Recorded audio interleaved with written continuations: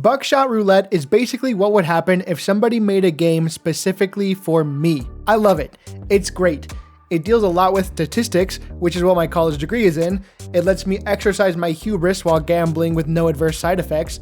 And, perhaps most importantly, it's filled with little snippets of lore and environmental storytelling, which activates my brain to about the same degree as when a femboy sees a new pair of cat ear headphones. And I know I'm about 4 months late to the party, which means in internet time that I may as well be posting Minecraft Let's Plays, but that's okay. Without further ado, let's talk about the lore for Buckshot Roulette. You start out in a grimy bathroom high up in the rafters of a grimy nightclub and proceed to a room where an ominous looking figure named the Dealer greets you with a waiver. If you, like me, took a screenshot of this waiver and strained your eyes to see what was on it, I got you covered. It's just a standard liability release waiver saying that you won't sue for damages if you suddenly get a hole in your head. You can find this template online, though notably missing is the part of the waiver that tells you that you're within your rights to review the waiver with a lawyer. You're then prompted to sign the waiver with your name, but if your name happens to be Dealer or God, you're kinda out of luck, because your signature is rejected if it's one of those two.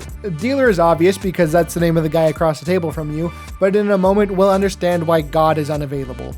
The game itself is pretty simple. You're shown a bunch of shells, some of them are blanks and some of them are live rounds, and they're loaded into a shotgun in random order, and you have to choose whether to shoot the dealer or yourself based on how you assess the odds. If you shoot yourself with a blank, you get another turn. And every time you get hit, you're defibrillated back to life so you can keep going. It's worth noting that whenever the dealer is hit, he just gets right back up and is like, I didn't hear no bell. So he's built different, or got that dog in him, as the kids say. But it's when the items get introduced that things get really interesting. Items typically either help you lower the risk of your choices or increase the reward, and it adds an extra bit of critical thinking and skill to the game. But the first time you're offered items and you start pulling them out of the mystery box, you pull out another waiver that has a signature of God. You might be thinking that it's just the dealer trying to psych you out and make you go, but I think this implies that he actually played against God and won.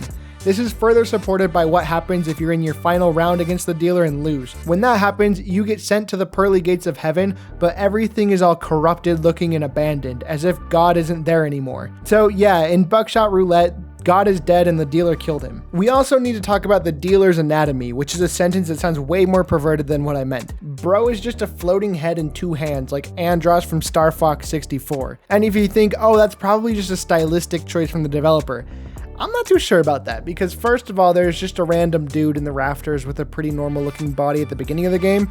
And second, whenever you use the adrenaline shot, you inject it into where your heart would be, so that implies that you too have a body, but the dealer doesn't. When you finally defeat the dealer, 2 red lights appear from the darkness where he used to be standing before your cash prize is brought out on some machinery. You might think that the lights are just related to the machinery or something, but there aren't any lights on the platform where the briefcase is resting. Plus, the lights are spaced exactly as far apart as the dealer's eyes, which implies that he's still alive and therefore is immortal. So maybe he took God's powers as his own when he won. There are several other signs that whatever is going on is supernatural here. The biggest one is that the dealer has burner phones from which a voice from the future tells you if a future shell is going to be a blank round or a live round. And while we're on the topic of items, there are a lot of things that we can learn about the dealer by the way that he uses the items. And by that I mean a lot of the items he just doesn't even use. When he uses the magnifying glass, he doesn't even check the shotgun to see what color the shell is like you do. He just looks through the broken magnifying glass and can somehow see through the gun. Instead of injecting himself with adrenaline to steal one of your items, he just throws away the adrenaline and yoinks your And the inverter, which you're supposed to turn the dial and it changes a blank round to a live round or vice versa, he just breaks the doohickey and yet it still changes the round for him. So from this we can glean that the dealer is immortal, he already knows what the next round is going to be, and he can change whether it's a live or a blank at will. So really, if he wanted to, the dealer could beat you 10 times out of 10. But he doesn't. He subjects himself to the same rules that he subjects you to in order to keep the thrill of the gambling alive for himself. In fact, he even subjects himself to a disadvantage if you think about it. Every time the dealer reloads the gun, he lets you take the first shot.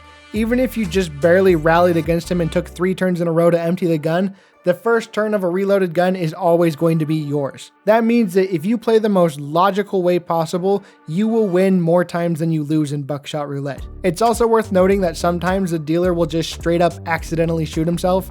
Like in this clip that I'm playing for you right now, there were only 2 live rounds left in the barrel, there were no more blanks, Anybody who was keeping track would have known this, and yet he accidentally blasts himself in the head. But we've already seen that he's smart and that he could even cheat if he wanted to, so I think that deep down, the dealer is just a gambler at heart, and since he can't gamble with his life anymore due to being unkillable, he instead will just play 100% by the rules and even stack the odds against himself to keep things more interesting.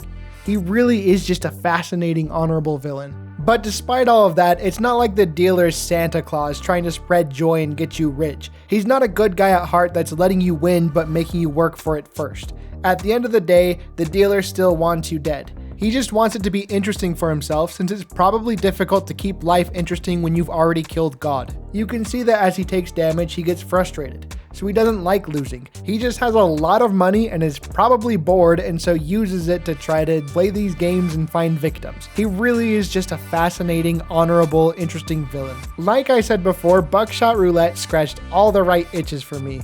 I got to use my statistics degree for something good other than my career, and I felt like a big brain boy. I got to gamble to my heart's content without losing any actual money, and I got to stare deep into those eyeless sockets and ask, "Who are you, the dealer?" Genuinely, if in a future update they add a hardcore mode that makes the odds a little bit more even between you and the dealer, and if they add a PvP option so I can shoot my friends for being dumber than me, this game would easily be a 10 out of 10 experience for me. As it stands, it's already a really well-designed indie game and definitely worth the price since it's like $3. But anyway, that's gonna be it for me. I wanted to say thank you so much for watching this video. This channel is just me talking about the lore for all of the games that I play.